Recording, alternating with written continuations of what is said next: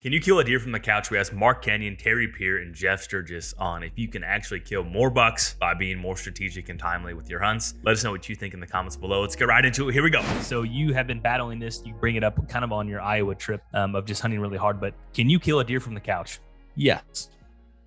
How so? I would say that there is something to be said about timing. So you can't entirely kill a deer from the couch, but I used to definitely be of the mind that you had to like kill deer by brute force. Like you just had to hunt nonstop all the time, every opportunity you had, and like that was the only way to get it done. The older I've gotten, the more experience I've had, the more I've come to appreciate the value of a few really well timed hunts, a few very well planned hunts versus 7 mediocre hunts. So sometimes that means staying home, or sometimes that means just hunting a lower key spot until the right time to hunt your best place. So, the answer is in between, but I'll say yes, being on the couch sometimes is the right move. Do you think you have to go through brute force strategy to come to that realization, or do you think you can come to that realization without the inflicted pain of just grinding? I think it's not 100% necessary, but I think it helps to get there in that kind of way. Because I think if you went the opposite way, if you tried to start, thinking you could just hunt a few times, like that would be a lazy approach in a certain way. I think if you come to it trying to first like work your way into deer, it's easier to learn how to work smarter. I think that's an easier transition to make than thinking you've got it all figured out and kind of lazily hunting just a few times a day, and then all of a sudden realizing you got to work harder. I'd rather approach it from the latter approach. We just did a video on this I would say the piece of hunting advice, and it's been very misleading. This advice has probably led to saving the most deer lives out throughout the decades and generations. Is you can't kill them from the couch, because you can kill more deer from the couch. It's called hunting smart. It's called being patient, and it's called, when you go into a sit, exponentially that location decreases in quality every sit thereafter. And so I expect to shoot a mature buck every 5 to 6 sits. That's what it's honed down to over the last 20 years. So I hunt 20 times, I expect to shoot 3 or 4 bucks. And if I hunted every day, I wouldn't shoot those bucks, because maybe I get lucky on that first set, that second set. But if I don't, I'm starting to deteriorate my property. So that's something goes back to managing sits, especially on private land. It's a little bit easier on public land because you can throw away spots, you can hunt over a 5-mile area. But when you have even 500 acres to work, and I'm not saying 500 acres is a small parcel. What I'm saying is it doesn't take much to ruin a small area when it comes to a mature buck. And so you got to be very careful hunting. And I expect to fill my tags with mature bucks as an example for someone who teaches how to hunt bucks. I don't just expect it, I demand it of myself. I consider it a failure if I don't shoot at least 2 or 3 mature bucks every year. And as someone who stakes my reputation and career on it, I can hunt anytime I want, and I still put out 208 videos a year. We're still going to finish our web class, finish another book, but I can hunt just about any time I want to. And I don't hunt those mornings unless it's during the rut or opening day of gun seasons, because I simply don't want to ruin my following potential opportunities. Well, that's a great question. I think what you're trying to lead to is basically, are you spending too much time in the woods and putting too much pressure on your property trying to kill it? I don't know. I think the nature of what the outdoor industry has kind of gotten to now is, create conflict, difference of opinion, and create engagement. But I think there's good material out there for everyone. But I think you have to take a step further back and define what the goals of that hunter is. If you're a meat hunter, if you're early in your journey where you're content with, killing 1.5, 2.5, 3.5-year-old bucks, burn it up, man. Go for it. Have fun with the process. Deer camp, go and pick your 2-3 weekends with all of your buddies, sit around the campfire and burn out those stands. If that's what you want out of the sport, absolutely go for it.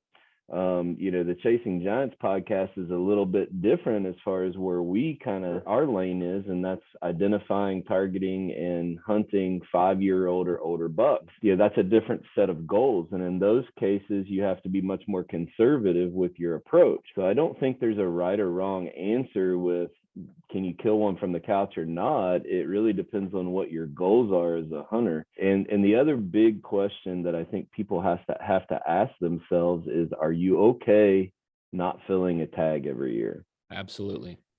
So if you're not okay with that, that's cool. Go for it. Enjoy the sport for what you want to do. But if you're okay with not burning a tag, or excuse me, not filling a tag, getting that target buck next year when he's 6.5 or 7.5 or 8.5 years old, then yeah, you're going to be much more conservative with that approach. The second phase of that is I think you really have to look at the property you're hunting. If you have, and then immediately you go to the public versus the private land hunters, right? Public land hunters have to have a completely different strategy. They have to be mobile. They have to adapt. That's where saddle hunting gets such a great tool for the guys doing that. Whereas private land hunters, you're probably like us, we're setting up properties in February and March for deer season the next year. So the property is also going to dictate what strategy you use, whether you're running gun and trying to get aggressive before the other public land hunter comes in there. I will say that on private land, the smaller the property, the more conservative you have to be. These big old 5.5-year-old bucks are either going to go nocturnal or go off that 30 acres that you're hunting. You gotta treat that a little bit more with white gloves than if you're blessed to have 1,000-acre block of open, hunt ground that there's no pressure on. So I don't think there's a right or wrong answer is can you do it? It really is defined by what is your goals as a hunter? What do you want to do? And then what's your property? People think that we have big sections. I mean, I have a lot of land that I can hunt, but the largest section of one property I have is 100 acres. And most of the properties I have are 30 or less. I hunt from the couch a lot because if I have a target buck on one of those 5-acre woodlots out in the middle of open ag country in Illinois or in the 30-acre connected wooded hollers in Kentucky, if I slip up and do something stupid there, I just took my chances way down of getting that buck. You guys, I know you and Cameron love public land hunting. I've never stepped foot on public land to hunt. My tip of my cap to you, it's just not my thing. I cringe at the fact of someone walking through my hunting property. So the guys that do that, I really appreciate what they try to do. I think it's a completely different strategy, but there's no right or wrong answer. I think it's the smaller the property and the more specific you are to older age structure, I think, my opinion, you have to get more conservative. The more public pressure that's around you, the bigger the property, the more aggressive you can be. And if you want brown that's down and go feed your family with meat, burn those stands up and enjoy it for what it's for. Absolutely, man. That's a fantastic answer to that. Covers kind of every gamut that you could possibly think of. Phenomenal answer. The thing is there's no right or wrong. Right. It's as long as you're hunting legally and ethically. I think you enjoy the sport for the process. The hunting industry wants to make it about you're right, you're wrong, and that's not what this is about. Everybody has their journey. We talked about it on our Whitetail Cribs episode. Everybody has a journey, and it's really hard for a beginner hunter to go from learning how to hunt and be a kind of an outdoorsman. We don't train young people to be outdoorsmen anymore. They want to go to be a trophy hunter immediately. That's not a step you can take. Good grief, I've been doing this for a long time, and I sat beside Don Higgins and I'm like, come on. I mean, I can't compare myself to that, Right. It's just you have your journey, you have your property, you have your access to what you can do. You have to develop your plan, your strategy, your goals specific for you, not what some expert on social media is going to be telling you.